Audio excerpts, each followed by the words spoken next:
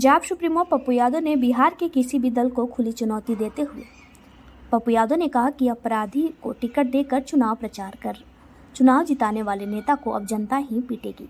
नेताओं के संरक्षण में अधिकांश अधिकारी दिन रात काली कमाई कर रहे हैं। भ्रष्टाचार में लिप्त अधिकारी की ही पोस्टिंग सरकार के नेता करवाते हैं ताकि उनकी मनोकामना जो है वो पूरी हो जाए। वहीं दूसरी तरफ जाप सुप्रीमो पप्पू यादव ने विवादित बयान देते हुए बताया कि दलाल और दोगले की तुलना आजकल के नेताओं से करते हुए बताया कि बेश्या के कैरेक्टर से ज़्यादा खतरनाक तो नेताओं का कैरेक्टर है। जितना बड़ा दलाल दोगला उतना बड़ा नेता है। इसके अलावा उन्होंने कहा कि पैसे से टिकट खरीदकर नेता दलाल से लोगों को वोट खरीदता है। ऐसे नेताओं को समाज से बहिष्कार होना चाहिए। नेता ही राज्य में आपराधिक वारदातों को बढ़ाया है। आम लोग अपराध होने पर सरकार को कोसते हैं, नेताओं को नहीं। नेताओं को जवाब देने के बाद ही अपराध पर लगाम लगाया जा सकता है। नेता नहीं बदले जा रहे हैं, नेताओं को बदलना भी जरूरी है।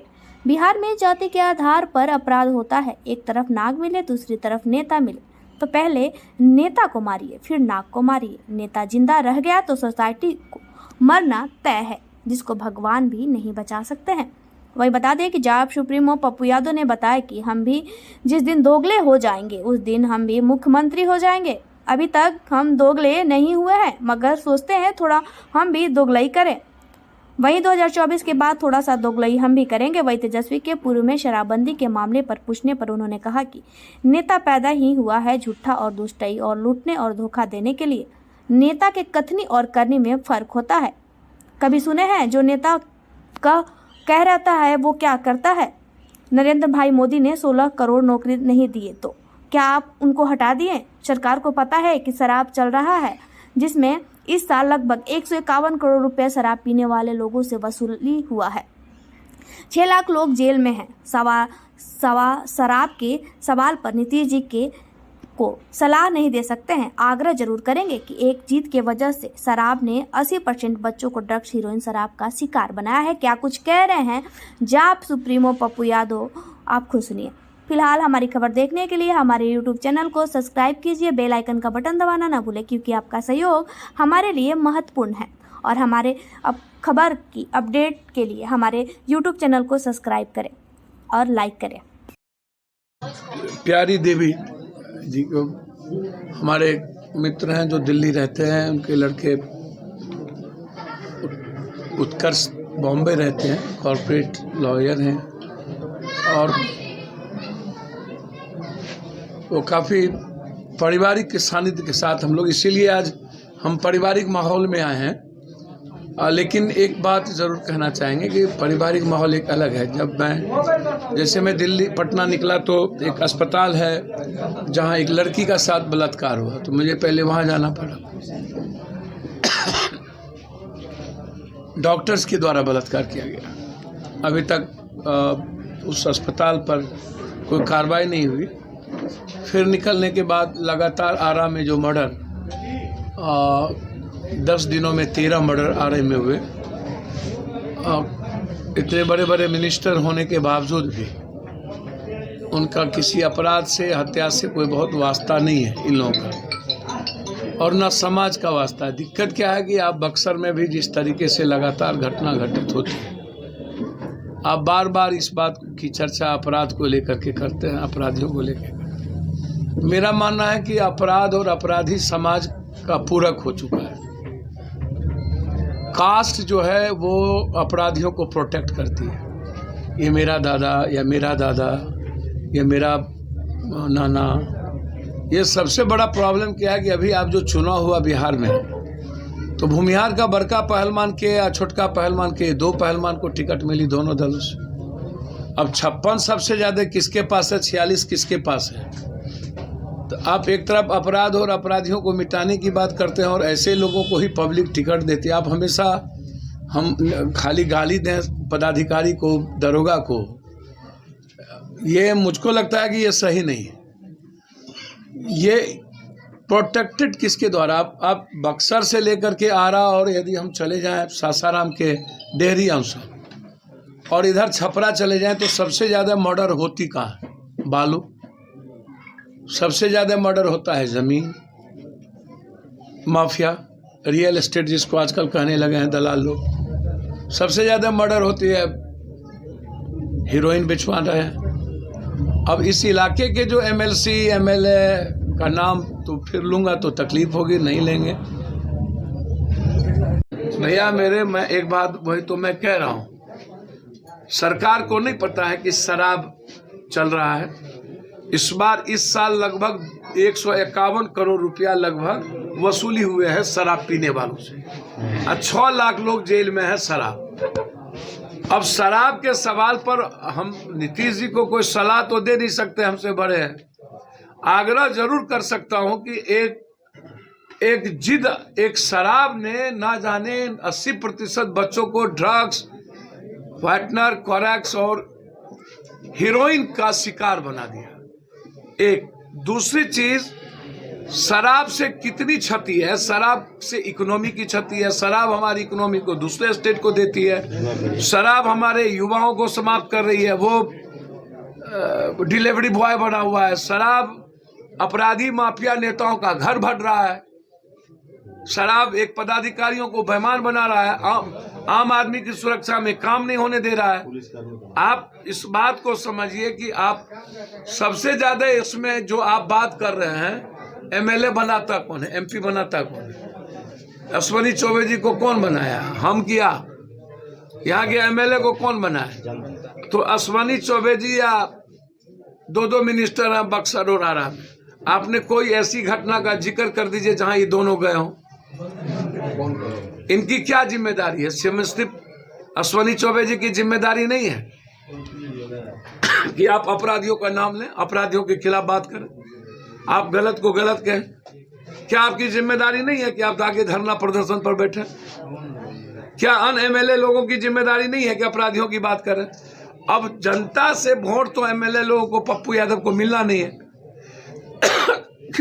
तो जिस जात का दबंग आदमी है उसी को पप्पू यादव पकड़ लेता है। अब जिसके पास 47 है, अब उसको लगता है कि इसी से वोट हमको मिलेगा, तो इसी को धर के रहो। तो काहे जनता को पकड़ेंगे? चाहिए जो बात किए तो अच्छा करेंगे ना। एक के दिन में नरेंद्र भाई मोदी जी 16 करोड़ नौकरी नहीं दे पाए तो क्या हुआ? आप उसको क्या किया? हटा दिए। सबसे बड़ी बात कि विपक्ष में रहते हुए तेजस्वी यादव लगातार कह रहे थे कि शराबबंदी को हम खत्म करेंगे, और सत्ता में आते अच्छा सुनिए ना, विपक्ष में पक्ष में नरेंद्र भाई मोदी जी जब विपक्ष में थे तो डॉलर पर मनमोहन सिंह को बांस कर दिए। अब मनमोहन सिंह $59 ले गए, नरेंद्र भाई 83 क्रॉस कर दिए। अरे बा, GST कहाँ पहुंचा दिया दुनिया को। नोटबंदी इस बार बरसी थी, उस पर कुछ बोले ही नहीं बीजेपी वाले। अब कायल कौन फिर में नेता? देखिए, नेता पैदा ही हुआ है झूठ बोलने के लिए। नेता पैदा ही हुआ है दुनिया से दुष्टई करने के लिए। नेता पैदा ही हुआ है लूटने के लिए, धोखा देने के लिए। अब हम कायल किसी का नाम ले, हम नेता की बात कर रहे हैं। नेता कथनी करनी में फर्क होता है। हो कभी सुने हैं नेता जो कहा सो हुआ? जे कहे सीताराम जे कहे वही सही, खाता ना वही, केसरी जो कह दे वही सही। तो आप जो बात कर रहे हैं, प्रयास करने दीजिए ना। अभी सरकार बदली है, शासन प्रशासन की मानसिकता नहीं बदली है, सरकार न बदली है। तो थोड़ा सा नया गाड़ी एडजस्ट होने दीजिए आप। लेकिन चिंता मेरी इस बात की नहीं है, चिंता मेरी है अपराधियों को लेकर। और अपराधियों को कोई सत्ता पक्ष या विपक्ष नहीं, अपराधियों को मजबूर कर दिया है दल के नेताओं को कि आप मेरे ही जात के अपराधी को टिकट दीजिए, अन्यथा वोट हम नहीं देंगे। अपराधी के लिए उत्तर प्रदेश के तर्ज पे यहाँ भी काउंटर करना चाहिए भैया। वहां पर क्या हुआ सोच समझिए। उत्तर प्रदेश में ना विवेचना, मतलब किसको मारना है ये तय किया गया।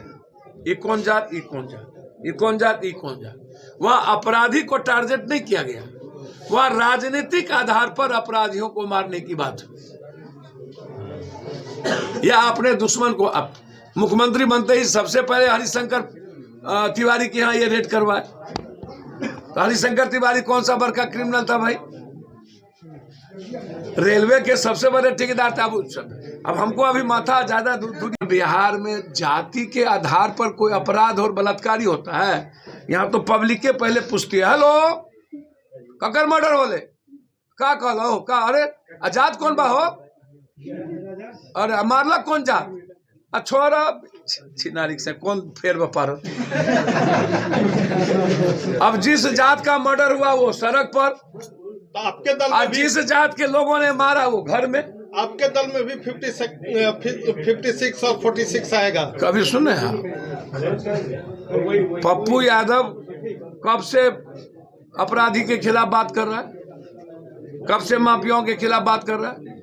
कब से सिस्टम और नेताओं के खिलाफ बात कर रहा है? देखिए, सबसे मूल मंत्र है, सारे कुकर्म और महापाप का जड़ है नेता। नाग इधर मिले, इधर नेता मिले, नाग को छोड़ दीजिए, पहले नेता उड़ाइए। नेता जिंदा रह गया तो सोसाइटी को मरना तय है। इसको लिख लीजिए, इसको आप भगवानों नहीं बचा सकते। सर, नेताओं का कर्म ही इतना, जो सोसाइटी का विभाजन हुआ है, समाज टूटा है, इतनी जो हालात खराब हुए हैं, उसमें कौन है? सिस्टम कौन चलाता है? एसपी को कौन लाता है? डीएम को कौन लाता है? बीडीओ सीओ को कौन लाता है? और जब तुम एमएलए बनते हो तो औकात क्यों नहीं होती है तुम्हारी हिम्मत किसी के खिलाफ बात करने की? नेता की गिनती में तो सर आप ही आते हैं। भैया, हम आते हैं तो हम सर यही रहते हैं। हम जिस दिन दोगला हो जाएंगे 2025 में, हम मुख्यमंत्री हो जाएंगे। कौन फेर फार में आप है? रात में दोगला होंगे, मुख्यमंत्री हो जाएंगे। दिखाते हैं, अभी तक नहीं हुए हैं। थोड़ा दोगला कम सोचते हैं, थोड़ा सा हम दोगला ही करें। अब लगता है करना पड़ेगा कुछ। क्या करेंगे? आप ही लोग कर होंगे। अब देखिए ना, आप क्या करेंगे? आप आने दीजिए 2023-24 तक इंतजार कीजिए, और 24 के बाद थोड़ा सा दोगलाई करेंगे तो कुछ हो जाएंगे। बहुत बहुत धन्यवाद। आप चिंता कुछ मत करिए। अभी एक काम लीजिए ना, अच्छा बात करिए ना, ये सब बुरा बात था। और पॉलिटिक्स इस दुनिया में, जब हम अशोक को पढ़ते हैं, बुद्ध को, या दुनिया की किसी भी हिस्ट्री को, तो पॉलिटिक्स कंप्लीट सर्विस था। पॉलिटिक्स कंप्लीट लविंग एटीट्यूड था और ह्यूमैनिटी थी। अब जो पॉलिटिक्स है वो कंप्लीट रूप से नफरत है, डर है। पॉलिटिक्स कंप्लीट रूप से दुनिया को लूटने का एक वे है। तो हम जो काम करते रहे हैं उसमें, अब यहाँ जो हमारे, जहाँ मैं आया हूँ, हम लोगों की एक सहमति बनी और उनकी ये फीलिंग है उत्कर्ष एंड फैमिली के, कि जो प्यारी देवी इनकी दादी जो नहीं रही, उनके नाम से हम लोग एक ट्रस्ट बना करके इस गांव से हम लोग शुरू करेंगे। बिलो ऑफ पॉवर्टी लेन, गरीबी रेखा के नीचे, 2 बीघा से नीचे, 1 बीघा से नीचे, जिनके पास जमीन नहीं है, कट्ठे धूर में जमीन नहीं है, और जिनके घर में शादी होगी, ऐसे गरीब के घर में। और हमारी जो कमिटी होगा पूरे बक्सर में, गांव में, पूरे बिहार में प्रयास हम करते ही हैं, पूरे बिहार में हम देते ही हैं। यह ट्रस्ट आज से जब हम शुरू करने जा रहे हैं, तो इस ट्रस्ट के माध्यम से उत्कर्ष के पिताजी जिसके देख रेख में रहेंगे, और उसमें कई बिहार के जीनियस को हम लोग रखेंगे। इस ट्रस्ट के माध्यम से पूरे बिहार में कमिटी तय करके चिट्ठी या वहां से भेजेगी कि इनके घर में शादी है और ये काफ़ी गरीब है और शादी करने की स्थिति में नहीं है।